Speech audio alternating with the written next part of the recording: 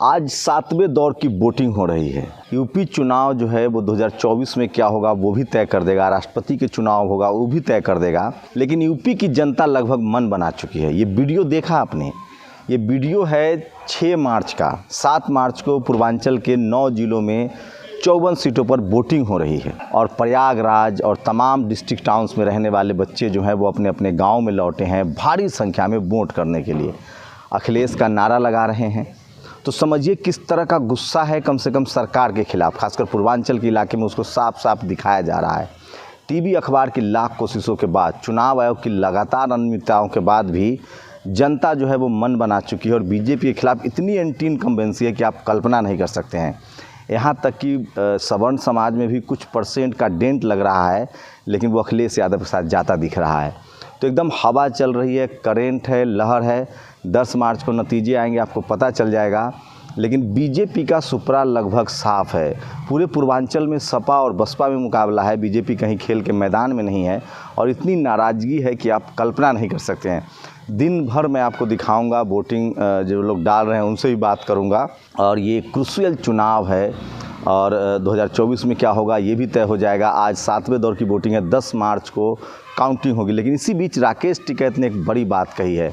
उन्होंने कहा है कि बड़े स्तर पर गड़बड़ियों की आशंका है, इसलिए किसान जो हैं वो अपना काम धाम छोड़कर ईवीएम की सुरक्षा करें। तो ये एक साफ संकेत है कि लोगों को भरोसा नहीं है सरकार पर, चुनाव आयोग पर, व्यवस्था पर, और वो अपने हाथों में तमाम ईवीएम के चाक चौबंद रखने का इंतज़ाम कर रहे हैं। तो सोचिए किस तरह का अविश्वास बन गया है, खासकर चुनाव आयोग को लेकर, बीजेपी की सरकार को लेकर। यहाँ चूँकि बीजेपी की सरकार है राज्य में और उनको भरोसा, अपोजिशन को लगता है, तमाम एक्टिविस्टों को लगता है कि बीजेपी कुछ भी कर सकती है। वहीं दूसरी तरफ लगातार जिस तरह से यूक्रेन में बच्चे फंसे हुए हैं उसको लेकर भी यहाँ मुद्दा बन रहा है। लोगों को लग रहा है कि प्रधानमंत्री ने जिस तरह से यूपी के चुनाव में खुद को झोंक दिया, इसका मतलब है कि उनका हाईली कंसर्न सिर्फ चुनाव से है, इस देश की जनता से नहीं है। 20,000 से ज़्यादा लोग बच्चे फंसे हुए थे, अब जाकर गाड़ियां भेजी जा रही यूक्रेन में। सोचिए युद्ध के 12वें-13वें दिन यूक्रेन में भारत सरकार और वहां की एम्बेसी अब गाड़ियों का इंतजाम कर रही है। कैबिनेट मंत्रियों को एयरपोर्ट पे लगाया गया था, छात्र वहां से नाराज़गी जता रहे हैं, कोई उनसे बात तक करने के लिए तैयार नहीं है। तो पीआर एजेंसी पूरा एक्सरसाइज किया जा रहा है। कल जिस तरह से पुणे में मेट्रो में बच्चों को संडे के दिन स्कूल ड्रेस में लाया गया, किसी का पतलून लड़कों वाला है, किसी के पैर में जूते दूसरे के हैं, ये सब कुछ पब्लिक डोमेन में है। तो किसी भी चीज़ की इंतहा होती है। फिलहाल बीजेपी के लिए जितना इवेंट मैनेजमेंट था लोगों का पर अब उसका असर नहीं हो रहा है।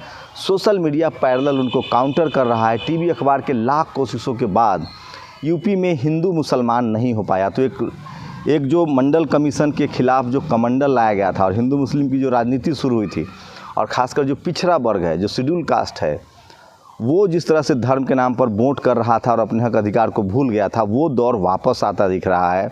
और बहुसंख्यक आबादी जो है इस देश का, उसको अब लगने लगा है कि धर्म के नाम पर उनको बेवकूफ़ बनाया गया है। उनके लिए स्कूल ज़रूरी है, रोज़गार ज़रूरी है, शिक्षा ज़रूरी है, और वो दौर फिर से वापस आ रहा है। मैं फिर कह रहा हूँ, कांग्रेस लगातार महीन तरीके से काम करती थी, वो फंडामेंटलिज्म भी करती थी, मुसलमानों पर दंगे भी होते थे, स्कूल कॉलेज थोड़ा चलाती थी, थोड़ा निजीकरण करती थी। बीजेपी ने जिस तरह से डंके की चोट पर सारे वो काम किए हैं जो SC, ST, OBC और माइनॉरिटी के खिलाफ है, उसके बाद इस सेक्शन में बहुत जागरूकता आई है और उसका असर आपको 10 मार्च के नतीजों पर दिखेगा। ये तो साफ हो गया है कि SC, ST, OBC और माइनॉरिटी के लोग बीजेपी को वोट नहीं दे रहे हैं। कहीं गिना चुना कुछ लोग हैं जिनको सीधे सीधे जिनको बरगलाया गया है, जिनको थोड़ा बहुत जिसमें सामाजिक समझ कम है, लेकिन वो संख्या बहुत कम हो गई है। तो इसलिए बीजेपी को सब जगह से डेंट लग रहा है। सोचिए पश्चिम में जाट डेंट हुआ है, OBC का पूरा राजभर हो, मौर्य हो, कुशवाहा हो, पटेल हो, ये पूरा चंक उनको डेंट कर रहा है। उसके बाद सवर्ण समाज में भी डेंट हो रहा है। खबर है कि पूर्वांचल का जो इलाका है, खासकर मऊ, गाजीपुर, आजमगढ़, वहाँ सवर्ण जो भूमिहार समाज के लोग हैं उनको भी बड़ी प्रॉब्लम है।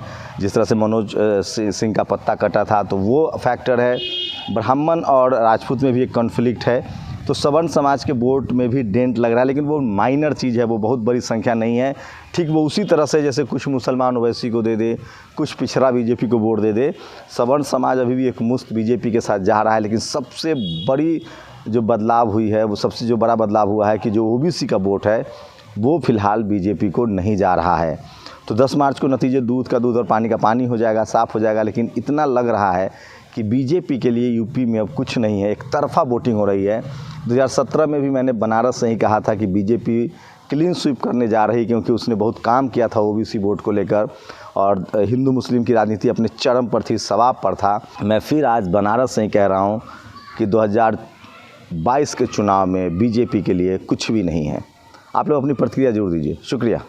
नेशनल दस्तक की आपसे गुजारिश है कि अगर इसको बचाना चाहते हैं तो नेशनल दस्तक को सब्सक्राइब करने के लिए रेड कलर के सब्सक्राइब बटन को दबाएं, फिर बेल आइकन की घंटी दबाएं।